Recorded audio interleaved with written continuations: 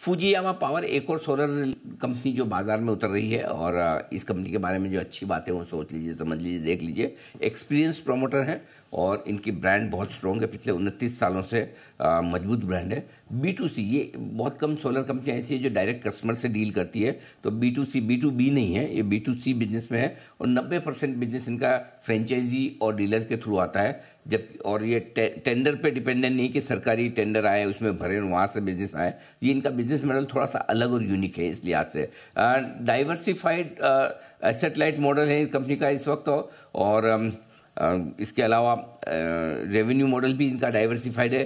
Solar panel है, batteries है, inverters हैं, एसेट लाइट मॉडल है, ये अच्छी बात है। और अब तक का ट्रैक रिकॉर्ड जो ग्रोथ का और प्रॉफिट का काफ़ी मजबूत है, कंपनी प्रॉफिटेबल है, पॉजिटिव कैश फ्लो है, ये एक अच्छी बात है। अब नेगेटिव्स देखने जाएंगे तो नेगेटिव्स भी आपको मिलेंगे।